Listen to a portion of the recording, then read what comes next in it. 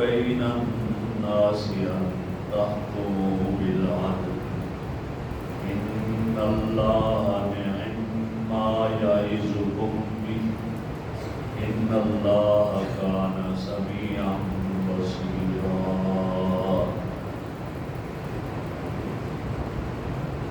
کل کے درس میں بھی یہی آیت کریمہ تلاوت کی گئی تھی،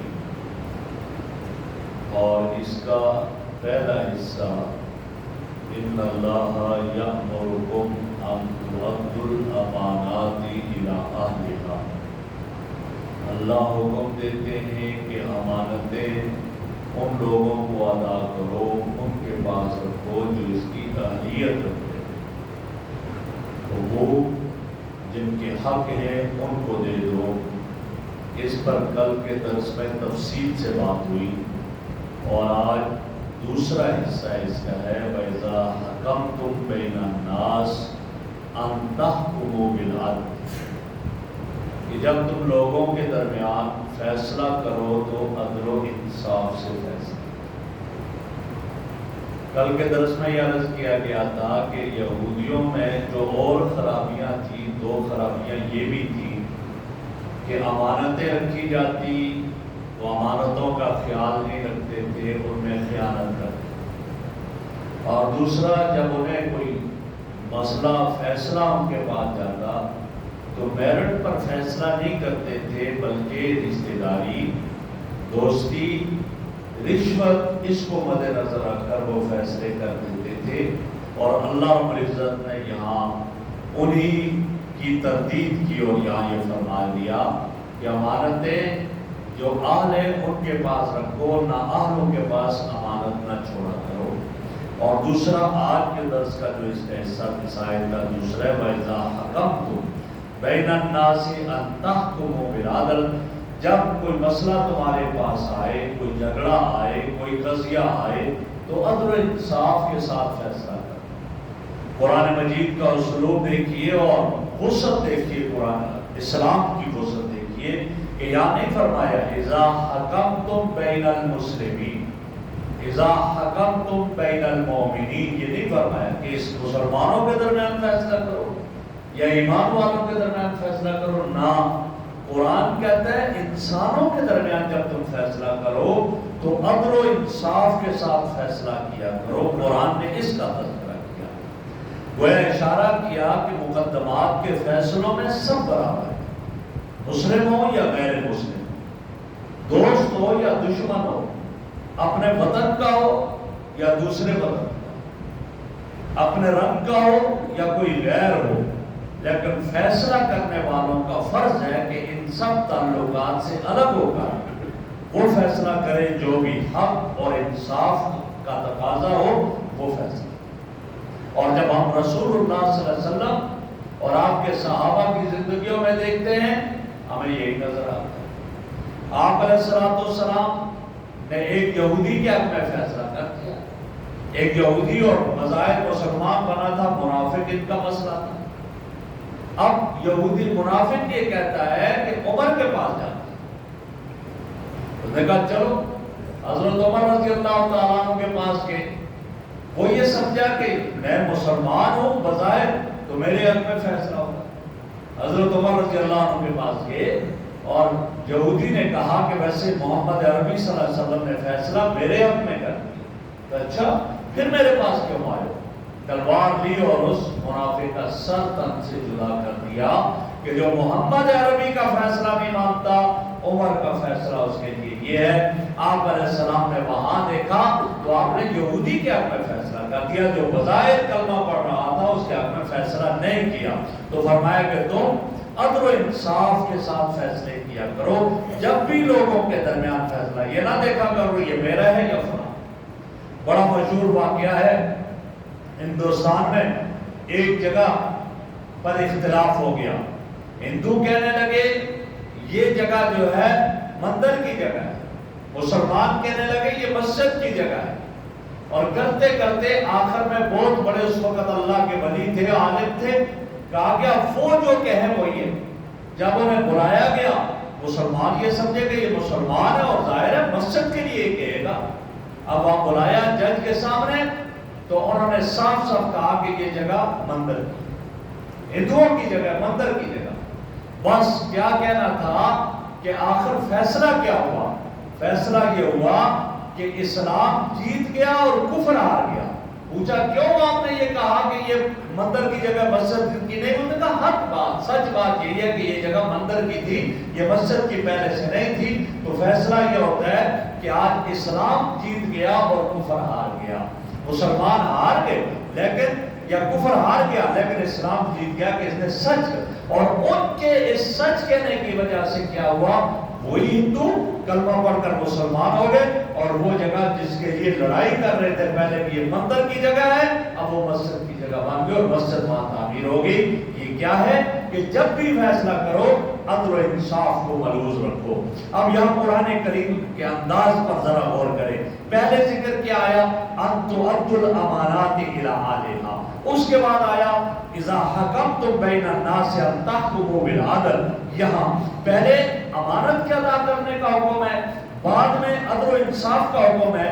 اور امانت کو مقدم کیوں کیا؟ حضرات مفسرین نے بڑی عجیب بات یہاں لکھی، انہوں نے یہ لکھا کہ عدل و انصاف امانت کے ادا کرنے کے بغیر ہو ہی نہیں سکتا۔ عدل و انصاف جب ہوگا جب پہلے ادائے امانت ہوگی۔ اور کل کے درس میں نے عرض کیا تھا کہ امانت میں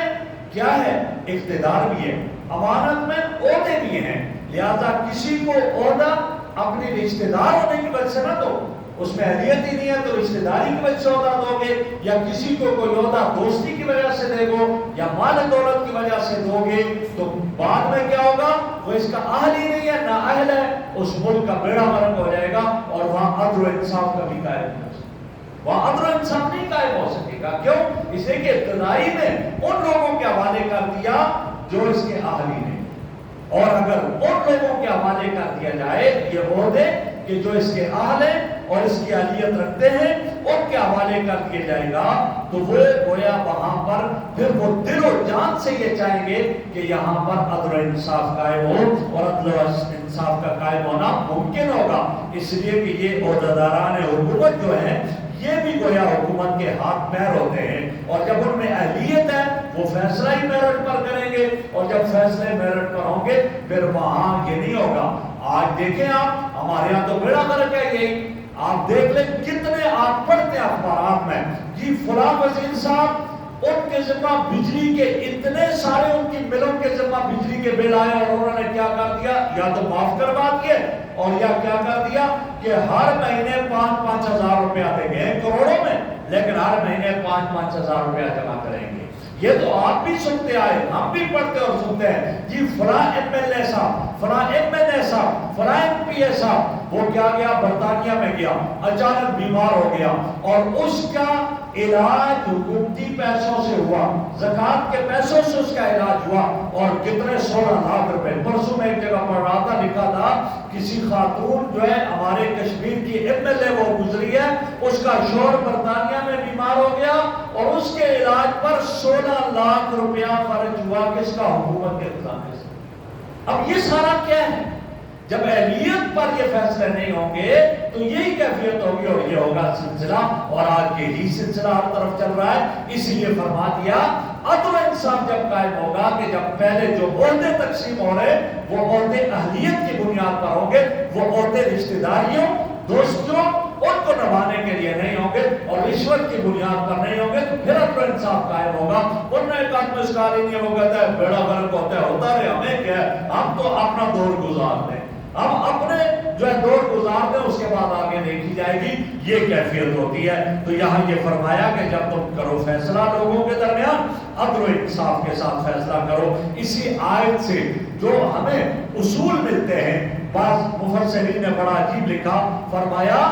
ملک کے دستور اس کے لیے جو چند بنیادی اصول اس سے ملتے ہیں، ایک یہ ہے کہ اس آیت کی ابتدا ان اللہ یأمرکم بالعدل والاحسان کے ساتھ کر کے اشارہ اس بات کی طرف کر دیا اللہ رب العزت نے کہ اصل امر اور اصل حکم وہ اللہ رب العزت کا ہے، اور دنیا کے بادشاہ سب کے سب معمور ہیں، ان پر امر اللہ ہی کا چلے گا، اور حقیقتاً حاکمیت اعلیٰ اللہ رب العزت کے پاس ہے، اقتدار اعلیٰ صرف اللہ کے پاس ہے، یہ اس آیت سے پتہ چلتا ہے۔ دوسری جو چیز معلوم ہوئی وہ یہ کہ یہ عہدے جو ہیں حکومت کے عہدے یہ کسی آدمی کا حق نہیں ہے، یہ گویا وہاں کے رہنے والے صرف کے باشندگان وہاں کے ان کا حق نہیں ہے، بلکہ اللہ کی طرف سے یہ دی ہوئی امانت ہے۔ جب اللہ کی طرف سے یہ عہدے امانت ہیں تو جس صرف ان کے اہل اور لائق لوگ ہیں جو ان کے حقدار ہیں ان کو دی جائے، نہ کہ اس لیے کہ ہر ایک لوٹے میرا حق ہے، بھائی میرا حق ہے،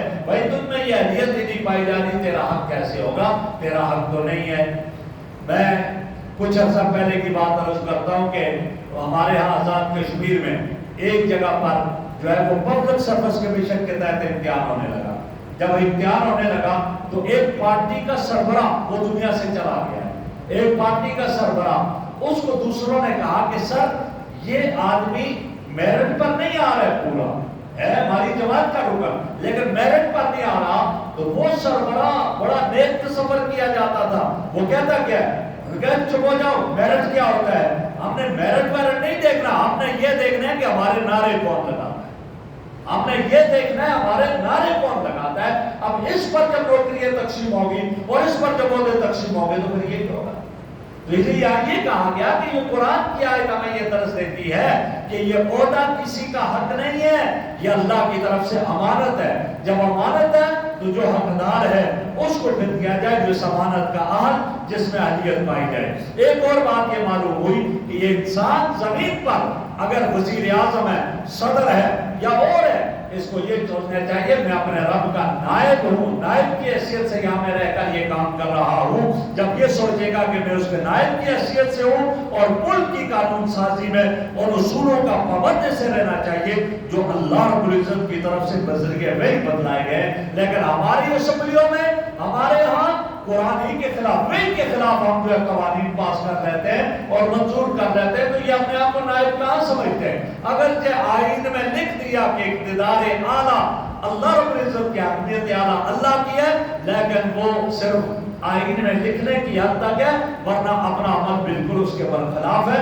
اور آپ خود دیکھ سکتے ہیں اور آپ کے سامنے یہ ہے۔ اور ایک اور بات اس آیت سے جو ہمیں معلوم ہوتی ہے وہ یہ ہے کہ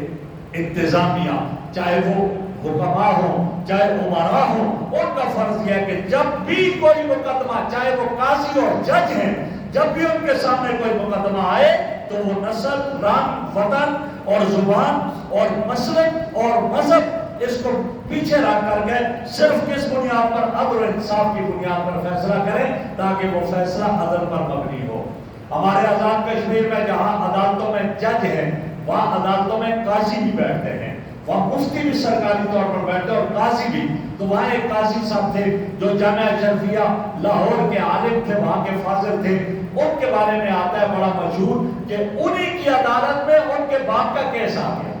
ان کے باپ نے کیس کیا اپنے بیٹے کی عدالت میں ایک دوسرے آدمی کے خلاف، تو انہوں نے صاف کہا کہ آپ کا حق نہیں بنتا، حق اس کا بنتا ہے، آپ میرے باپ ہیں اپنی جگہ لیکن حق آپ کا نہیں بنتا۔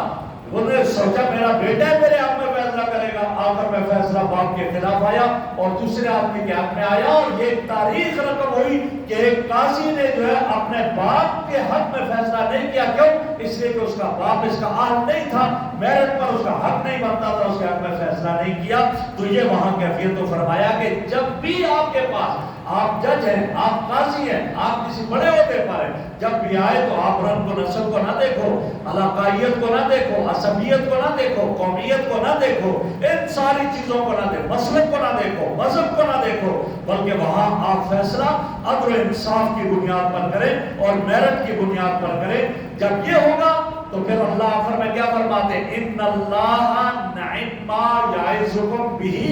اللہ جو تمہیں نصیحت کر رہے ہیں یہی ہے اچھی بات، یہ سب سے اچھی بات ہے۔ کیوں؟ اللہ عالم الغیب ہے، اللہ ان لوگوں کو بھی جانتا ہے جو اللہ سے فریاد کر رہے ہیں، اور اللہ انہیں بھی جانتا ہے، انہیں بھی دیکھ رہا ہے جو بولنے کی قدرت نہیں رکھتے، اللہ کے سامنے اپنا قضیہ زبان سے رکھ نہیں سکتے، اللہ انہیں بھی دیکھ رہا ہے، انہیں بھی جان رہا ہے۔ تو جب انہیں بھی اللہ رب العزت دیکھتا اور جانتا ہے تو اللہ ان کے مطابق اصول ایسے مرتب کیے اور ایسے اصول بھیجے کہ جو ہر دور میں قابل عمل ہو سکتے ہیں، تو ان کو ذکر کیا۔ تو پتہ چلا عدل و انصاف پر فیصلے ہونے چاہیے اور جو آدمی عدل و انصاف کرتا ہے، میرے آقا کا ارشاد ہے کہ عدل و انصاف کرنے والا اللہ کے قریب ہو جاتا ہے، اور ظالم اللہ کی رحمت سے دور ہو جاتا ہے اور اللہ سے دور ہو جاتا ہے۔ اور ایک بار حدیث میں ہے، نبی اکرم صلی اللہ علیہ وسلم نے صحابہ سے پوچھا، میرے صحابہ مجھے یہ بتاؤ کہ سب سے پہلے اللہ کے عرش کے سائے میں جلدی کون آئے گا؟ صحابہ نے عرض کی اللہ و رسول عالم، اللہ اور اس کا رسول بہتر جانے، جی ہمیں کیا پتا کون جلدی اللہ کے عرش کے سائے میں آئے گا؟ جبکہ اس وقت لوگ پسینے میں ڈوبے ہوں گے، کوئی ٹفنوں تک، کوئی گھٹنوں تک، کوئی ناف تک، کوئی اپنے اعمال کی بقدر اوپر تیر رہے ہوں گے۔ فرمایا اس وقت سب سے جلدی کون اللہ کے عرش کے سائے میں ہوگا؟ کہا ہمیں نہیں معلوم، آپ ہی بتائیں۔ میرے آقا نے 3 آدمیوں کا تذکرہ کیا، فرمایا وہ 3 ہوں گے۔ ایک کون سا آدمی؟ جس کے پاس حق آئے، حق کو قبول کر،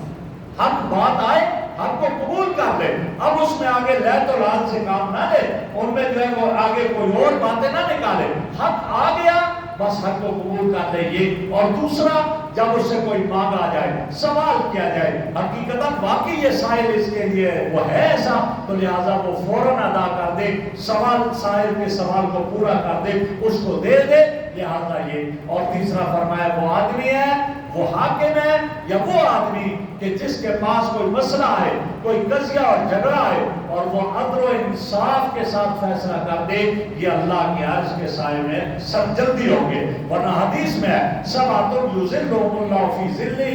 یوم لا ظل الا ظل عرشہ، 7 آدمی ایسے ہیں اللہ کے عرش کے سائے میں ہوں گے جس دن کوئی سایہ نہیں ہوگا۔ اور میں ایک کون ہے؟ امام عادل،